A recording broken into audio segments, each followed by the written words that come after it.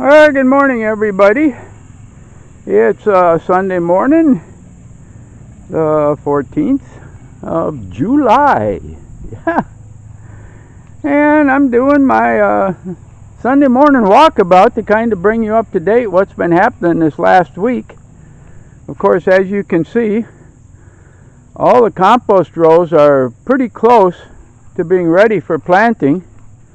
I just have to flatten out the tops because we kind of made a pyramid out of the rows and that, get ready for planting and that, and I think we'll be starting some of that this week, and that it looks like we're getting not a lot of rain, but it seems like we're getting a few sprinkles almost every day, and that's a good time to plant. I have to watch out in the garden here because of all the neighbors' chickens coming over here. They like to eat the fresh sprouts as they come up out of the ground, so Beth really needs to plant in her garden to get them growing, and then when they get 5, 6, 7 inches high, then it's good to plant out here. I just got done cleaning up all the compost rows here, and wow, with that little bit of rain every day, how quickly these rows break down. And of course you can see the bananas here too, trying to come back to life a little bit. We're gonna have to plant some more because like I said, we lost so much in the drought, and I'm kind of keeping my fingers crossed that it's over with. But I've seen this happen before. Last year in June we got this same kind of rain. Everybody got ready for planting and everything else, and then for the next 3 months it just completely dried up. And of course, as you notice here, all the mangoes hanging on the trees. Wow, I am absolutely impressed and with the amount of mangoes that we've got here. And it won't be long now, once they start turning yellow, you can actually pick them. They're small, but like I said, we've had real good luck with these, that they're a really sweet tasting mango. So wow, just look at this. Of course, all hanging so low, and that's why I like the dwarf trees, because most all production you can actually pick right off the trees. But yeah, just look at here. So my pruning last year definitely did the job, and with the mango trees here, and they're looking real good. And then now, of course, that we're starting to get a little bit of rain and moisture, and like I said, it rains a little bit every day. It has been not really enough to help us with our water supply, and the pond is continuously going down because of water seeping through the ground and that. Our well here is still dry as a bone. Our other dug well here is still at 13 feet. Haven't worked at it since Dora was here, so we're looking at about almost a month. We haven't really touched it at all. This last week I started weeding through what I call rice field number 6 here. 6, 7, and 8. 7 and 8, of course, got the pineapples in them. But taking all the weeds out of here, and wow, how clean it looks.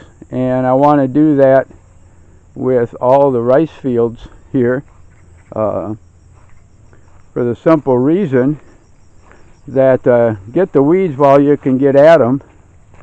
And I started, haven't quite done with rice field number 1 here. I've still got to do that back wall and get those out and a little bit more between the rows here. Rice field number 2 is pretty well done, and this is kind of, if I can get down here, kind of how I'd like them all to work. separated into rows. I still haven't gone down in between the rows with a shovel and shoveled up a little bit, but this is kind of how I would like all the rice fields here to look, so that we can actually start our planting here. And we're going to do the beans again because we had such luck last year. And as you can see by the sticks that Beth stuck in the ground here, about half of them are growing, and once they start producing leaves, and it's kind of astonishing here that they're able to do that. Just cut a stick and stick it in the ground. and this is one of the trees that she uses in the salads, takes the leaves off and uses it in the salads and everything. And I also went through and cleaned out the, what should I say, the gully right here that the water runs down to wash to the pond. Oh gee, so full of weeds, and it definitely was hampering the water flow down here. And I've cleaned most of it out, as you can see by the grass here. Lando's going to have to cut the grass here this next week. And of course all our coffee trees here have survived, and that's just the difference in the soil from just one location to the next, even though they're close by. For some reason some of them work real well and others don't. And of course you can see the coconut trees that we planted a couple years ago here. And this is kind of what the field will look like. This is rice field number 3 of what it looks like before I get into it and get at weeding it. I'm going to get down in here a little bit. Yeah, you can kind of see here what it looks like before I get in and weed. And a lot of these are just below the surface type weeds, and that the roots don't go very deep, so they're fairly easy to get up, but it just takes a lot of handwork and a lot of just digging.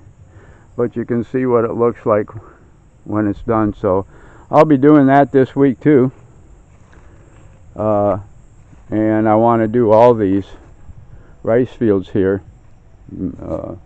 with the moisture, and that everything grows so fast here. And of course then down looking at the pond, a little bit of rain has kept it at pretty much an even level here, about 52 inches or so.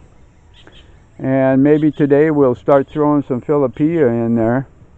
We've been wanting to do that every day, and then we get so busy with everything else that it just doesn't happen.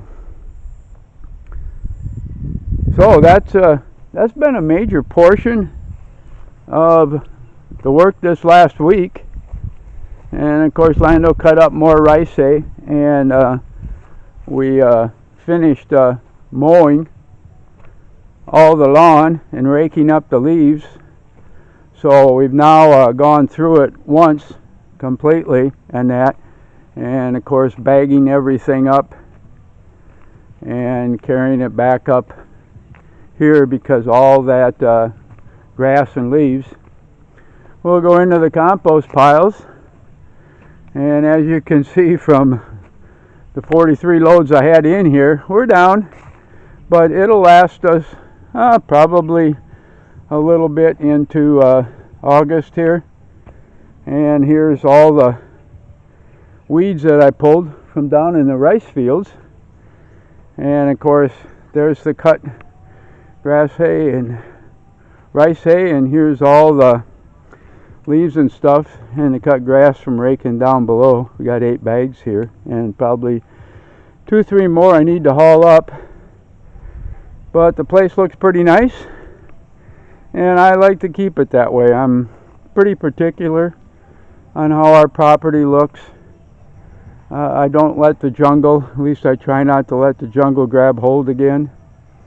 And it just adds some beauty to the property. And of course I really believe in a caretaker type philosophy, that if you own a piece of land, you should take care of it, beautify it, add to its worth, add to the wealth add to the soil.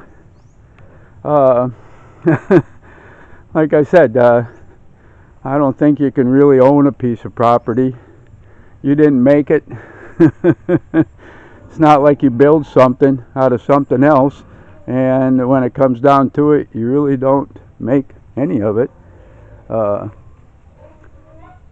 I believe in taking care of what to me is a gift from God, and to keep it beautiful and trim and adding to its value.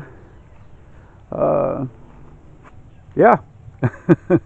So that kind of winds me down here. I'm back up by the house, so I'll say goodbye to everybody from in back of the camera here. Everybody have a really good Sunday, and wherever you are, night or day or in between somewhere there, I sincerely hope that God blesses every single one of you as much as He's blessed Beth and myself.